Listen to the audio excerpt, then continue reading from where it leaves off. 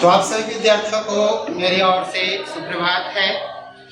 आप सबों को मेरी चैनल में जो है सो स्वागत है, अभिनंदन है। जैसा कि हम सभी लोग अभी जो टॉपिक्स चल रहा है वो टॉपिक्स चल रहा है भारत के भौतिक भूगोल में 9th क्लास का चैप्टर 2, ठीक है, जिसमें से भारत के भौतिक स्वरूप में भौतिक भूगोल में फिजिकल ज्योग्राफी ऑफ इंडिया में उसमें से प्रायद्वीपीय भाग को आज हम लोग अध्ययन कर रहे हैं। तो प्रायद्वीपीय भाग में जो पिछला बार तक अध्ययन कर चुके थे कि प्रायद्वीपीय भूमि को भारत को मुख्यतः उच्च भूमि के नाम से जाना गया था, जिसमें से उत्तरी उच्च भूमि को हम लोग समझ चुके थे अरावली पर्वत के बारे में और मालवा के पठार के बारे में। तो आज हम लोग जो समझेंगे दक्षिणी मध्य उच्च भूमि के बारे में समझेंगे। प्रायद्वीपीय पठार का दूसरा हिस्सा पढ़ेंगे, इसका नाम है दक्षिणी मध्य उच्च भूमि, ठीक है। अब इसमें दो पार्ट्स को पढ़ेंगे हम लोग। दक्षिणी मध्य उच्च भूमि के अंतर्गत 4 हिस्से आएंगे, लेकिन प्रमुख रूप से जो पढ़ने के लिए मिलेगा आपको वो मिलेगा विंध्याचल श्रेणी या विंध्यन श्रेणी, ठीक है। विंध्याचल पर्वत इसको कह सकते हैं, ठीक है, विंध्यन या विंध्याचल पर्वत या श्रेणी भी बोल सकते हैं। इसके बारे में पढ़ना है। इसके अलावा बुंदेलखंड के बारे में पढ़ना है, बघेलखंड के बारे में पढ़ना है और कैमूर की श्रेणी के बारे में पढ़ना है, कैमूर की पहाड़ी के बारे में पढ़ना है। तो इतना सारा चीज हम लोग दक्षिण मध्य उच्च भूमि में जानेंगे। इसके बाद हम लोग देखेंगे तो अगला हिस्सा जो पढ़ेंगे उस प्रायद्वीपीय पठार में छोटा नागपुर पठार के बारे में पढ़ेंगे। तो पहले इतना को हम लोग समझ लेते हैं कि कहाँ ये है, किधर फैलाव है, इसका विस्तार कहाँ से कहाँ तक है। तो मैप वर्क में इसको हम लोग समझने का प्रयास करते हैं। तो चलिए देखते हैं मैप को, हम लोग ध्यान से समझिए। ये है भारत के मैप को, ठीक है। इस मैप में हम लोग जहाँ तक है उसको जानते हैं।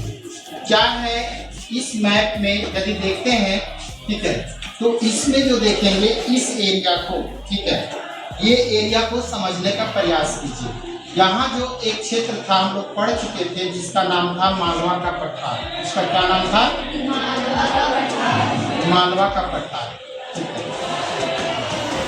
अब यहीं पे जो है मालवा पठार के जस्ट नीचे, मालवा पठार के जस्ट दक्षिण में एक पर्वत श्रेणी स्थित है जिसको कहते हैं विंध्याचल श्रेणी, जो फैला हुआ है, काफी लंबे चौड़े एरिया में फैला हुआ है। ये एरिया है, ठीक है, इसको कहते हैं विंध्याचल श्रेणी, विंध्यन श्रेणी। ये विंध्यन श्रेणी है। तो इस विंध्यन श्रेणी के बारे में आज हम लोग जानेंगे, विंध्याचल पर्वत के बारे में जानेंगे। आपको यहीं पे जस्ट थोड़ा सा नीचे दिखाई देगा आपको, यहाँ से एक पर्वत से निकला हुआ एक नदी है जिसका नाम है नर्मदा ब्रह्मस घाटी, नर्मदा ब्रह्मस घाटी, ठीक है। अब बताइए ये विंध्याचल पर्वत किन दो भागों के बीच स्थित है? एक उत्तर में नॉर्थ वाला पार्ट्स जो देख रहे हैं वो मालवा का पठार है।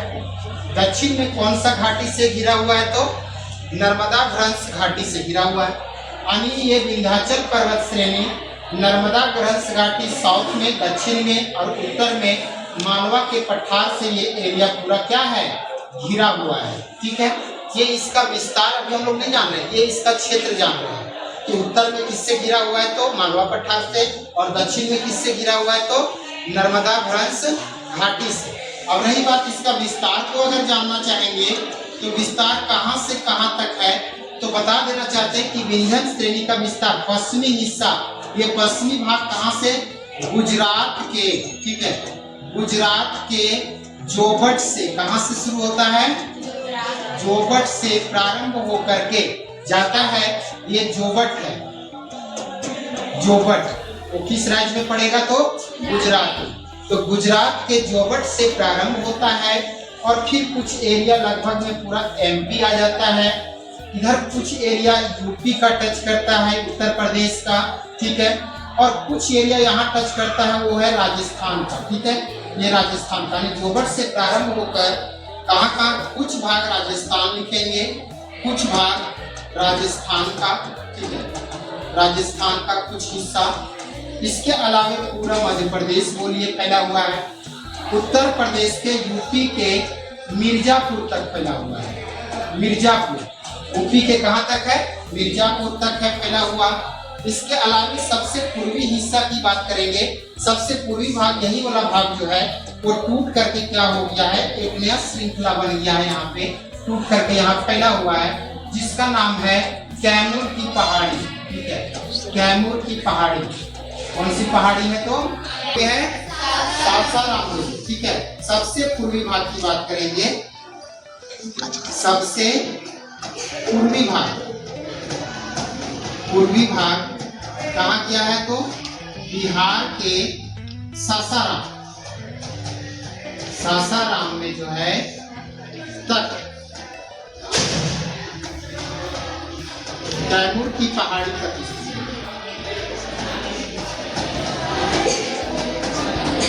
फैला है।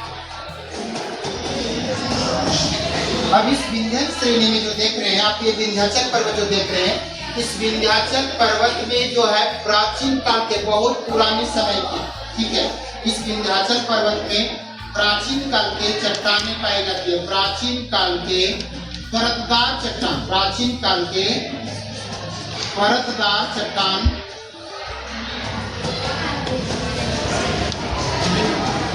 पाई जाती है। कैसे चट्टान पाई जाती है? तो परतदार चट्टान पाई जाती है। लेकिन किस काल के है ये? प्राचीन काल के है, जिसमें से, ठीक है, जिसमें से सबसे इम्पोर्टेंट जानना है, इसमें लाल बलुआ पत्थर, ठीक है, लाल बलुआ पत्थर सबसे महत्वपूर्ण है। कौन सा पत्थर महत्वपूर्ण है? तो इस प्रकार से क्या है, यहाँ प्राचीन काल के परतदार चट्टान, इससे महत्वपूर्ण कौन सा है? तो लाल बलुआ पत्थर सबसे महत्वपूर्ण चट्टान पत्थर पाए जाते हैं। यही लाल बलुआ पत्थर से संगमरमर का जो है विशेष रूप से बड़े बड़े इमारतें बनाई जाती है, जिसमें से आपको लाल बलुआ पत्थर से दिल्ली का जो है वो लाल किला, दिल्ली का कौन सा किला? लाल किला। आगरा का किला भी है, लेकिन दिल्ली का लाल किला इसी लाल बलुआ पत्थर से बना हुआ है। समझ लिए ना, इसलिए उसका नाम लाल किला रखा गया। तो दिल्ली का लाल किला लाल बलुआ पत्थर से बना है, जो कहाँ से पाई जाती है, कहाँ से लाई जाती है? विंध्याचल श्रेणी से, विंध्य श्रेणी से पाई जाती है। अब देखिए ये जो पर्वत है, कौन सा पर्वत? विंध्यन पर्वत की विशेषता, वो विंध्यन पर्वत क्या करता है, भारत को जो है वो दो भागों में बांटती है। भारत को दो हिस्सों में, दो भागों में बांटती है, दो भागों में बांटती है। पूछा जाता है क्वेश्चन, कौन सा पर्वत भारत को दो हिस्सों में बांटती है?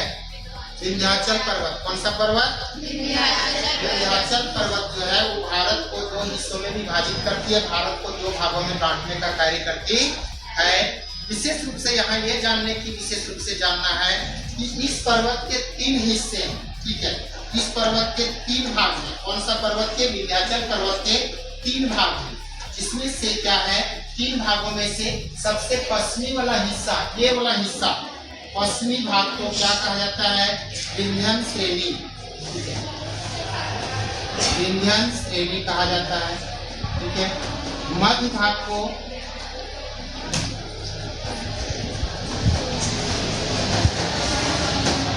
भांडेर श्रेणी या भांडेर पर्वत, और सबसे पूर्वी भाग को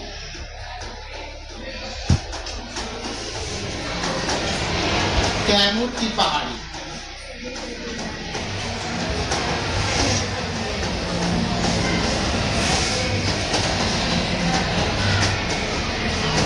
तो अभी समझे कि इसको तीन हिस्सों में बांटा गया। देखिए ये तीन हिस्सा है, ठीक है, एक हिस्सा, दो हिस्सा और इधर एक तीन हिस्सा।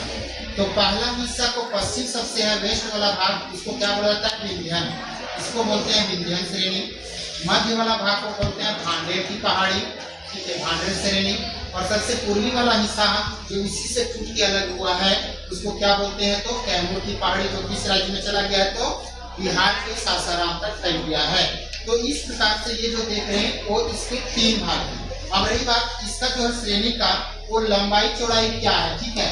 इस विंध्यन की लंबाई की बात करेंगे तो लंबाई 1050 किलोमीटर है। किधर से किधर 1050 किलोमीटर है? पश्चिम से पूरब, पश्चिम से पूरब इसकी लेंथ की बात करेंगे तो 1050। जबकि औसत चौड़ाई की बात करेंगे, औसत चौड़ाई की बात करेंगे तो औसत चौड़ाई कितनी है? 450 मीटर से लेकर के 600 मीटर तक है। 450 मीटर से लेकर के 600 मीटर तक इसकी औसत चौड़ाई मानी जाती है। यह पर्वत विशेष रूप से किस प्रकार का पर्वत है? एक प्रकार से वो भ्रंशोत पर्वत है, भ्रंशोत पर्वत है। भ्रंशोत पर्वत किसको कहते हैं? ब्लॉक माउंटेन, ठीक है। बीएलओसी के ब्लॉक माउंटेन को भ्रंशोत पर्वत कहते हैं। भ्रंश से बना हुआ पर्वत है, यानी भ्रंश घाटियों से बना हुआ पर्वत को भ्रंशोत पर्वत कहते हैं। खिसकने से, ठीक है, दरार फटने से, उसके कारण से पर्वत का निर्माण हुआ है, जिस कारण से इसको भ्रंशोत पर्वत कहते हैं। अब बोलिएगा सर भ्रंशोत पर्वत क्या होता है, कैसे इसको निर्माण होता है? जैसे देखिए ये पूरा एक स्थल भाग है, ठीक है, ये स्थल भाग है, ये हमारी पृथ्वी है। इस पृथ्वी में दो तरह का भ्रंशोत होता है, एक ऊपर उठने से होता है, दूसरा नीचे धंसने से भी होता है। हुआ क्या है कि अगर मान के चलिए कि ये हिस्सा को हम पार्ट बाय पार्ट बांट के बता रहे हैं, समझा रहे हैं, देखिए ध्यान से। ये हिस्सा को बांट दिए, ठीक है, एक हिस्सा ये है, एक हिस्सा ये है, ठीक है। 3 हिस्सों में बांटा, पहला, दूसरा, तीसरा हिस्सा। 2 स्थितियों को हम बात करेंगे। सबसे पहला चीज ध्यान दीजिएगा, अगर इसके नीचे की चट्टानें, ध्यान से समझिएगा, इसके नीचे की चट्टानें अगर क्या है, बहुत अच्छे ढंग से कमजोर है, इसकी चट्टानें कमजोर है, इस पृथ्वी इस भाग की चट्टानें कमजोर है, इस भाग की चट्टानें भी क्या है तो कमजोर है, तो पृथ्वी के अंदर में क्या हो गया? आंतरिक हलचल पैदा हो गया, ठीक है। अब पृथ्वी के अंदर में आंतरिक हलचल पैदा होने के कारण से ये कमजोर वर्ग की चट्टानें क्या हो गई? टूट गई, नीचे हलचल हुआ, जिसके कारण से ये धंस गया। तो धंसेगा किसके ऊपर? कमजोर चट्टानों के ऊपर। स्थल खंड जो है, ये पहला भूमि जो स्थल भाग है, और ये तीसरा भूमि जो स्थल भाग है, वो भी कमजोर भाग होने के कारण से नीचे क्या हो जाएगा? ध्वस्त हो जाएगा। जबकि इसकी जो चट्टानें थी वो क्या थी? कठोर थी। इसकी चट्टानें कठोर थी, कठोरानी मजबूत थी, जिसके कारण से दूसरा वाला भाग क्या हो गया? धस नहीं पाया। जब धस नहीं पाया तब क्या बनेगा? इससे क्या होगा? अब जो स्थलाकृतियां बनेगी वो इस तरह से बन जाएगी, ठीक है। ये वाला हिस्सा धस गया, ये वाला हिस्सा धस गया, ये धस करके नीचे चला गया, ये दूसरा वाला हिस्सा यहाँ रहने लग गया, पहला यहाँ धस के नीचे चला गया, तीसरा चला गया, दूसरा ज्यों का त्यों खड़ा रह गया था। ये दूसरा भाग जो खड़ा रह जाता है वही पर्वत भ्रंश से निर्मित होता है। ऐसे पर्वत को कहा जाता है भ्रंशोत पर्वत। इसको कौन सी पर्वत बोलेंगे? भ्रंशोत पर्वत से जाना जाएगा, ठीक है, जिसको हम लोग कहते हैं ब्लॉक माउंटेन। ये ब्लॉक माउंटेन के रूप में जाना जाएगा। इसको ब्लॉक पर्वत है, इस प्रकार का ये उदाहरण है। पूछा जाएगा विंध्यन पर्वत किस प्रकार का उदाहरण है, तो ब्लॉक माउंटेन का उदाहरण है। भ्रंशोत पर्वत के उदाहरण में श्रेणी में रखा जाता है। तो ये प्रमुख विशेषता थी आपको भ्रंशोत पर्वत यानी विंध्याचल पर्वत के बारे में। साथ ही साथ यहीं पे एक जानेंगे, थोड़ा सा अलग कलर इसको लेते हैं, वो कलर लेते हैं आपको, इसको लेते हैं, ठीक है। यहाँ देखेंगे एक पर्वत इसी साथ में फैला हुआ पर्वत मिलेगा। यहाँ पे एक पर्वत यहाँ है, एक पर्वत यहाँ है, ठीक है। इसका नाम है बुंदेलखंड पर्वत। ये बुंदेलखंड पर्वत है, जिसका विस्तार की बात करेंगे, ये इसी का हिस्सा है, इसका हिस्सा है, विंध्याचल श्रेणी का ही हिस्सा है, जिसे किस नाम से जाना जाता है तो बुंदेलखंड पर्वत। और ये एमपी और यूपी में फैला हुआ है। इसका विस्तार की बात करेंगे तो एमपी और यूपी में 2 राज्यों में फैला हुआ है। इसी के साथ एक और पर्वत है जिसका नाम है बघेलखंड पर्वत। बघेलखंड पर्वत, ये बघेलखंड पर्वत कहाँ है तो ये भी जो है तो एमपी और यूपी में है। ये भी एमपी और यूपी में फैला हुआ है बघेलखंड पर्वत भी। और ये विशेष रूप से जल विभाजक का कार्य करता है। बघेलखंड पर्वत क्या काम करता है? जल विभाजक। जल विभाजक का अर्थ क्या होता है कि जल को क्या कर देता है? 2 हिस्सों में बांट देता है। तो जल विभाजक का काम करता है, जिसमें से उत्तर में सोन नदी तथा दक्षिण में महानदी प्रवाहित होती है। इस पर्वत के उत्तर में, नॉर्थ साइड में, इस पर्वत के उत्तर में क्या होता है जल विभाजक में? उत्तर में सोन नदी और दक्षिण में महानदी बहती है।